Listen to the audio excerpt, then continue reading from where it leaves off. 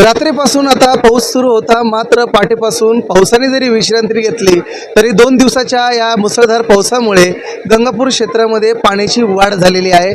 आपण आता आहे गंगा गोदावरी या ठिकाणी प्रमुख जे रामकुंड परिसर या ठिकाणी आपण बघू शकतो। दो तोंड्या मारुती, सिद्धेश्वर मंदिर, गंगा गोदावरी हे संपूर्ण प्रमुख मंदिरे जे आहेत ते आता पाण्याच्या वेढ्यात दिसून येत आहे। संपूर्ण मंदिर आता हे पाण्याखाली दिसून येत आहे। अशीच ही पाण्याची मोठ्या प्रमाणात या ठिकाणी वाढ झालेली आहे। त्याचबरोबर एकंदरीत बघायला गेलं तर आपल्याला पूर परिस्थिती दिसून येते।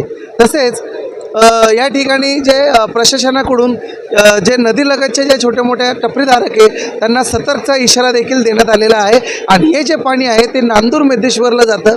3300 क्युसेक्स पाण्याचा नांदूर मेद्धेश्वरमधून जायकवाडीला हे पाणी सोडण्यात आलेलं आहे।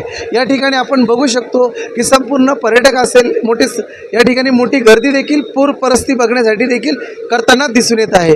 मराठी न्यूज 24 नाशिक।